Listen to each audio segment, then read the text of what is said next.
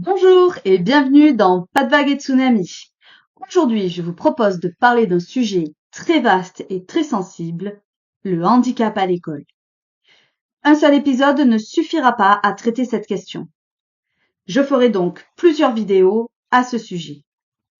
Désolé les profs, mais aujourd'hui, je vais me concentrer sur les familles des enfants en situation de handicap. Quand ça va mal à l'école, quand l'école alerte, quelles démarches devront faire les familles pour gérer la situation et trouver des solutions? Allez, c'est parti. Allons arpenter une nouvelle fois les couloirs de l'école. Si le sujet de l'école vous intéresse, pensez à vous abonner à cette chaîne.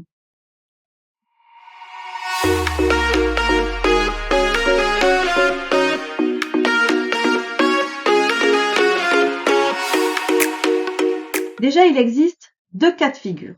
Soit le handicap est déjà connu au moment où l'enfant entre à l'école. C'est souvent le cas, par exemple, pour les handicaps physiques et moteurs. Donc, tout est déjà mis en place, les démarches ont été entreprises, les prises en charge ont déjà commencé et il ne reste plus qu'à mettre en place les modalités d'inclusion en concertation avec l'équipe éducative.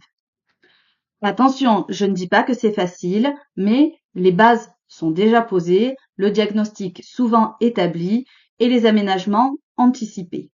Là où ça se corse, c'est dans le deuxième cas de figure, c'est-à-dire dans celui où le handicap n'était pas connu avant l'entrée à l'école. L'enfant arrive en classe et là, l'enseignant constate dès le début ou peu à peu qu'il y a un décalage entre cet enfant et les autres. Un décalage cognitif ou un décalage de socialisation ou encore comportemental. Dans ce cas, l'enseignant alerte les parents.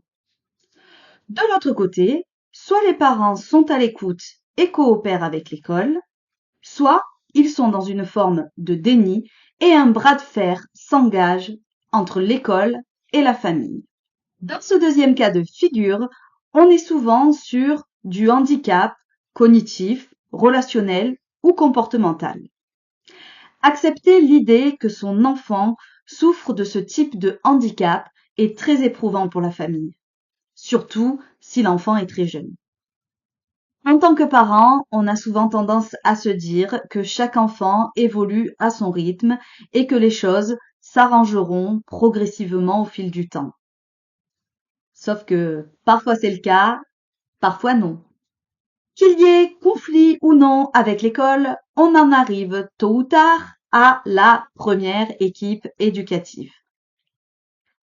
Autour de la table, il y a les parents, souvent angoissés, le directeur ou la directrice, l'enseignante de l'enfant, le psychologue scolaire et parfois l'infirmière.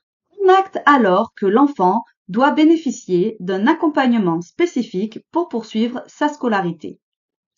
Il s'agit souvent d'une demande pour un accompagnement humain, c'est-à-dire la présence d'un ou d'une AESH aux côtés de l'élève.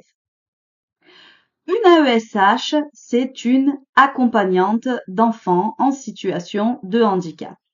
Et je le mets souvent au féminin car c'est un métier principalement exercé par les femmes, bien qu'il y ait quelques hommes dans la profession. Lors de cette équipe, il sera demandé aux parents de faire une demande auprès de la MDPH. La MDPH, c'est la Maison départementale des personnes handicapées. Pour constituer un dossier de demande auprès de la MDPH, l'équipe éducative réunie proposera de remplir ce que l'on appelle un GEVASCO. Le voici en image. Le GEVASCO, c'est le guide des besoins de compensation en matière de scolarisation. En gros, pour chaque compétence, on cochera une case dans des colonnes. Chers parents, si vous êtes concernés, je ne peux que vous recommander de jouer le jeu, même si vous n'êtes pas convaincu par les dires de l'équipe éducative. Si vous avez raison, votre enfant bénéficiera d'un accompagnement humain dont il n'a pas besoin. Cela ne lui fera aucun mal. Et si vous avez tort, il aura l'accompagnement qui lui sera utile. Inutile donc de se braquer contre l'école. La famille est donc invitée à effectuer cette demande auprès de la MDPH. Et là, ça va être pénible. Le parcours du combattant administratif commence. Le GEVASCO ne suffit pas à faire la demande. Il faut remplir un CERFA de demande, le voici. Présenter un certificat médical de moins de 6 mois, le voilà. Et là, on court à droite, à gauche. Quel spécialiste voir? Quel bilan faire? Je vous recommande de vous diriger vers une assistante sociale ou une structure spécialisée du type PMI, CMP, CMPP. Ils ont l'habitude de ces démarches et ils vous guideront. Il y a aussi ce que l'on appelle le référent de scolarité. L'école pourra vous donner ses coordonnées. Allez, une fois le dossier complet, on l'envoie à la MDPH. Et on attend. Ça prend 4 mois en moyenne. Il faut être patient. Et enfin, si la demande est acceptée, on reçoit une notification de la MDPH.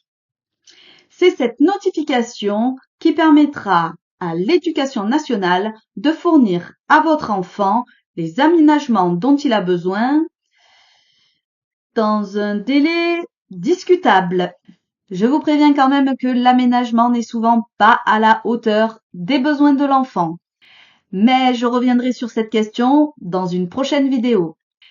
Pour vous la faire courte, entre la première équipe éducative et l'attribution de l'AESH, il s'est écoulé presque un an, voire plus.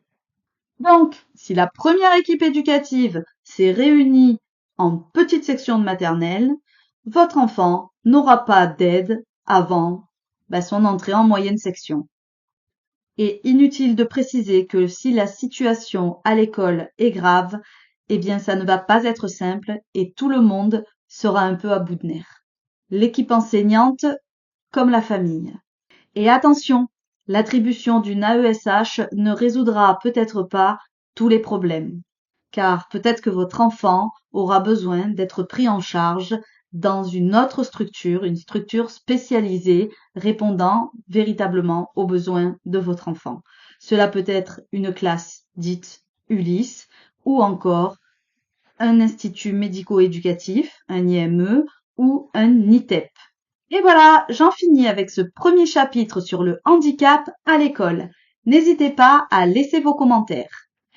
Si le sujet de l'école vous intéresse et que vous souhaitez continuer à arpenter avec moi les couloirs de l'école, pensez à vous abonner à cette chaîne. À bientôt!